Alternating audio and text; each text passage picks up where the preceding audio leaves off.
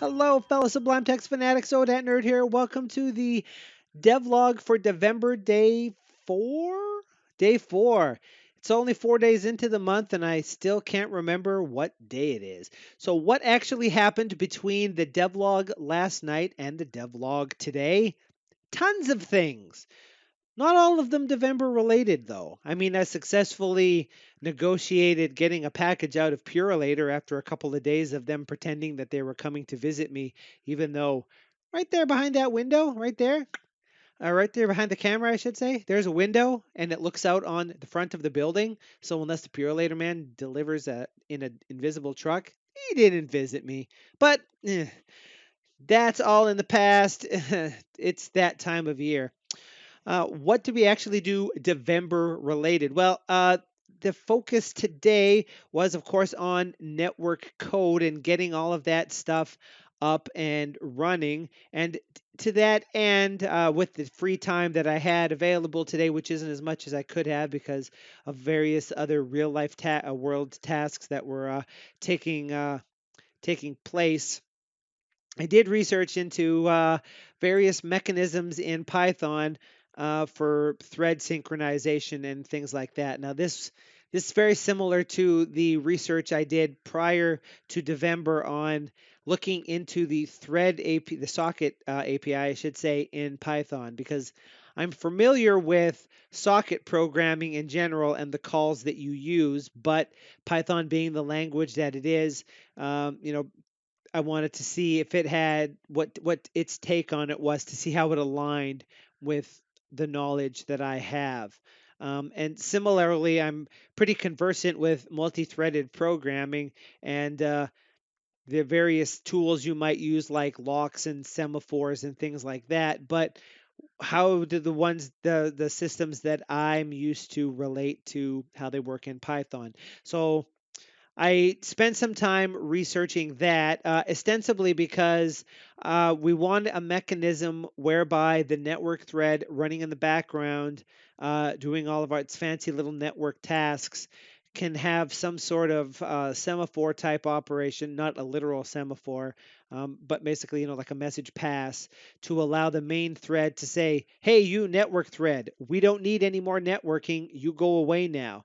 And we want to do that in a thread safe manner and probably not by just creating a bunch of mutexes all over the place because locking and unlocking a mutex is a fairly expensive operation in the grand scheme of things.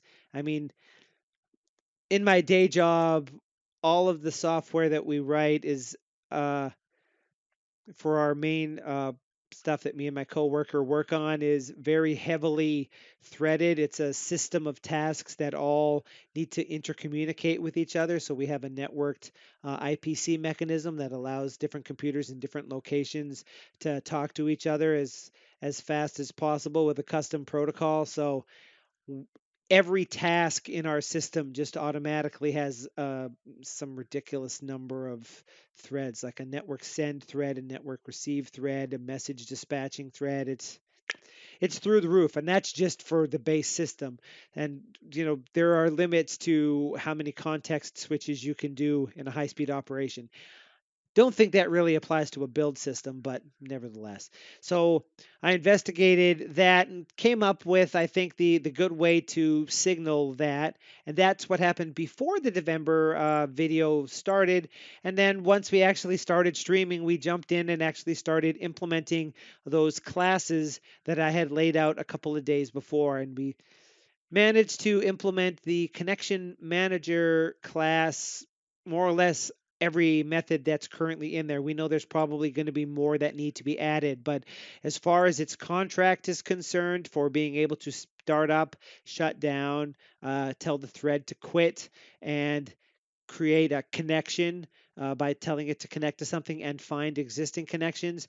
All of those are enabled. There's a network thread which can be started up. It just does a busy loop sleeping so it doesn't burn CPU, waits for it to be self to be told that it should leave and quits. And we started fleshing out the message connection object, which is of course the let's say the the core, maybe not quite the core, but the bulk of all of the raw socket action is going to be in the connection class. It's going to be the connection class that's responsible for doing all its sends and for receiving all data from the other side. So it has to be able to reassemble messages or packets from the other side as they're coming and dispatch notifications. And the network thread is more or less just the intermediary that drives that. That part's it's important, but the most of the socket code is going to be in that actual connection object. And we've gotten a fair amount. We have methods for being able to create one, put messages into a queue, take messages out of a queue, close the connection at any point, which still needs a little bit of work. More on that in a second. And then the rest of the API still needs to be fleshed out a little bit because that actually involves making the connection and sending, which involves doing some tweaks in the message network thread, which also has to happen. Now, the the goal for going forward tonight after I'm recording this stream, of course, and then I go and pull it off the camera and process it and start shooting it up to YouTube, and then I'll come back and finish the commits for the night.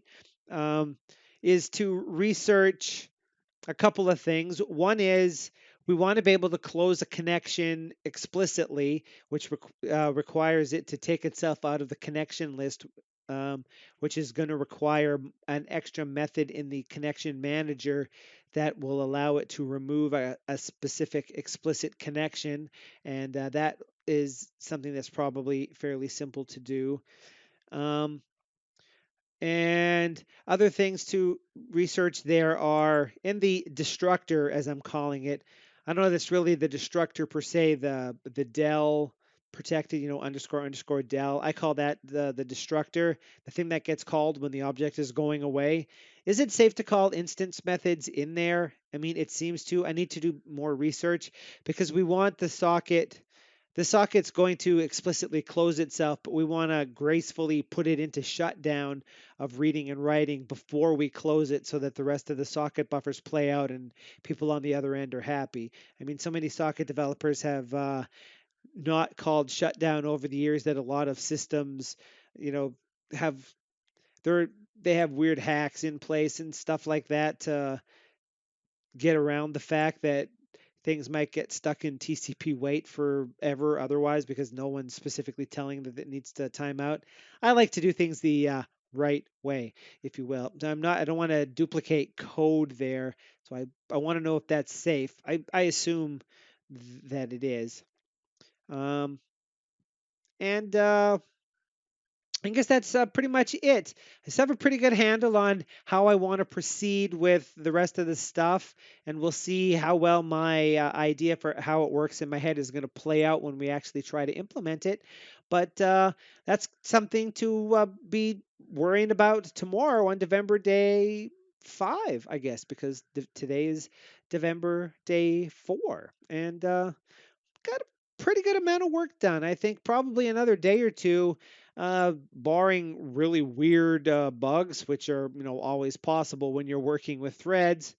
Uh, Probably get the client end of this operation done, and then we can spend next week working on the similar code in C sharp, which to be frank, is the one that sort of concerns me a little bit more than the Python one because it's a different way of doing things than I'm generally used to. I think it's probably more straightforward because, as I mentioned yesterday, it doesn't have to, it's its own application. It doesn't have to try to interact in the background with stuff, but we'll see. And that brings us to the end of November Day 4. So thanks for watching. Subscribe if you want to continue seeing devlog entries throughout November and more live streams in the new year that aren't related to this project. Probably. Until then, remember to stay sublime.